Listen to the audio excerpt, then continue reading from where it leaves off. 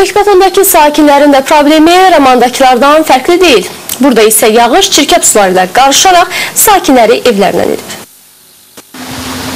Bütün günü paytaxtı cəngini alan yağış Qaradağ rayonu Lökbətan qəsəbəsində magistral yolu keçilməz edib. Qəsəbə sakinlərinin sözlərinə görə yağış suları kanalizasiya sularına qarışaraq 15/95 ünvanında bu böyük gölməşəni yaradıb. Dediklərinə görə xətlərdəki nasazlıq səbəbindən tam 2 ildir ki bu mənzərə ilə qarşılaşırlar.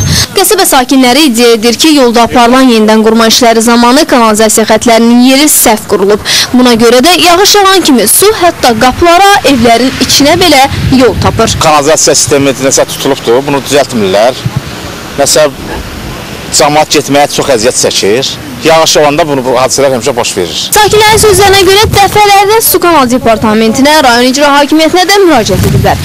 Amma bu problemə bir əncam çəkilməyib. Bu yolun nöqsanı ondadır ki, bu yol çəkiləndə düzgün çəkilməyib.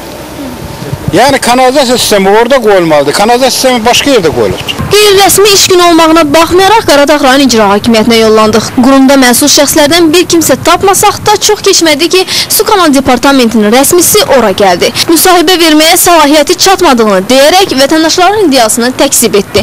Həmin əraziyə yığılan suyu isə yolun bir tərəfinin çökək olması ilə izah etdi. O da əlavə etdi ki, ərazidən keçən kanalizasiya xətləri yeni olmasa da onlarda heç bir sızma yoxdur və xəttin çəkilişi tam standartlara uyğun aparılıb.